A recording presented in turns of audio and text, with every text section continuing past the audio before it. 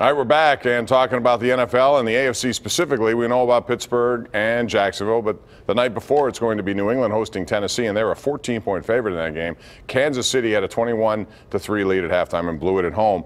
But I want to talk about New England because we haven't seen them since this news came out from ESPN, this article about fracturing the relationship between Belichick, Brady, and Kraft. We've seen things that lead up to this with Alex Guerrero. Paul, do you think it's a big deal? Do you think it's something that will affect New England? Because the Steelers have been very good about just avoiding all distractions altogether and done well despite them. What do you think about New England in this case?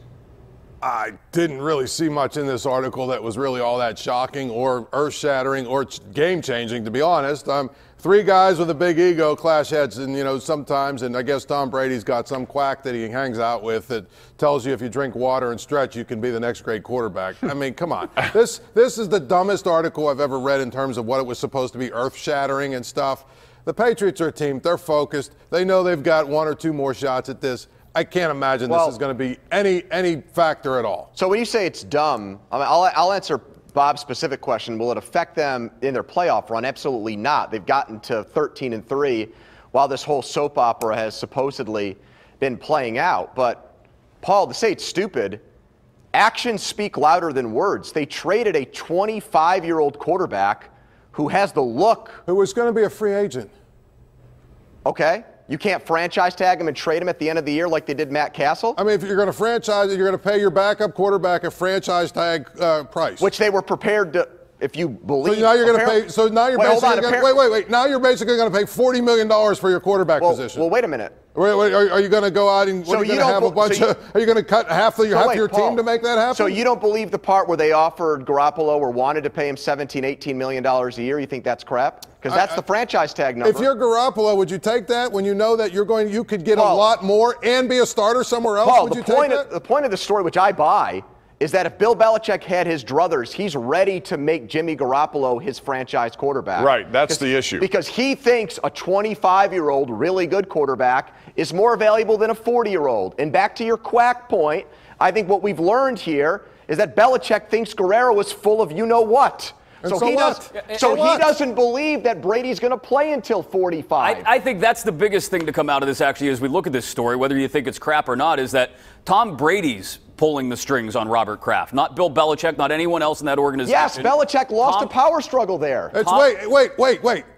A star player is making call and making arguably the greatest head coach in NFL history. A superstar who might be the best quarterback of all time. He's got 5 Super Bowl rings. Has been to 7. Has been to 11 AFC title games. 40. Yeah, he runs the show. Paul, he's 40. He runs the show. Arguably the greatest head coach in NFL history. It's exactly the same show? reason. Wait. It's exactly the same reason. It's just like when Peyton Manning had his neck held together by duct tape. Why? When he pushed and got back in the game, even though he couldn't throw the ball 5 yards, and they won a Super Bowl. The bottom line is superstars run the show. Actually, Paul, it's more like the Colts picking Andrew Luck over Peyton Manning is what Peyton Manning was injured. Is what Bill Belichick wanted to do. Tom Brady's ancient in football. He's not injured though. It's like Favre getting pushed out in Green Bay and going to an NFC Championship game.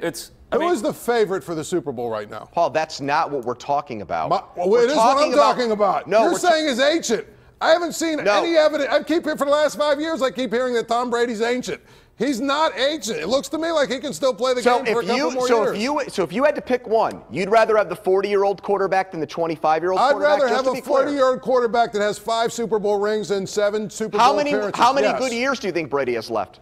I don't know, 3, 4 maybe. Well, but that's Belichick's job to figure out, Paul. Not as many as Jimmy Garoppolo. Exactly. All right. Based on 5 games. But that's the whole issue there. Is that Belichick decided you got me. Based on 5 games. He decided to trade the guy who he thought was the guy. This is all about Belichick's ego also, because he's buying that he's the man making this all possible, not so much Tom Brady. And he believed that he could do the same with Jimmy Garoppolo, and he was going to prove it until Brady spoke up. And that's the problem. You wonder, even if it doesn't affect them in this playoff run, what it will do to them in the offseason, because it's likely to be some major changes up there. We'll see what happens. Anyway, it's time now for our Smooth Moves segment of the week, brought to you by Armina Stone, Pittsburgh's largest supplier of the smoothest granite, marble, and quartz countertops. So things have been rather jagged here tonight so far, which is what I like. What about Smooth Moves? Andrew Fillipponi, what is yours? My smooth move is Marcus Mariota. You're kidding me. Catch your own touchdown pass? And a block to win the game. Right. Yeah. I mean, who cares if he threw more interceptions than touchdowns this season? Plays like that make him my smooth move, man. I'm going to give mine to the Jacksonville Jaguars. We talked about that run defense that wasn't so strong early in the year. They go out and get Marcel Darius from the Buffalo Bills. He is one guy to keep an eye on this coming Sunday. He wasn't a part of that first Jaguars-Steelers matchup. How about Nick Saban? He all of a sudden remembered how to coach again, apparently, and his Alabama Crimson Tide looked like the Alabama we think they're supposed to be last week, and they play again tomorrow night. I would think they're going to probably win the game, but we'll see. My smooth move goes to Dustin Johnson. We showed you the highlights, how he could hit a driver to a par 4 and almost make a hole-in-one. A driver that, by the way, took him 427 yards off the tee. That's as pretty smooth as it gets right there.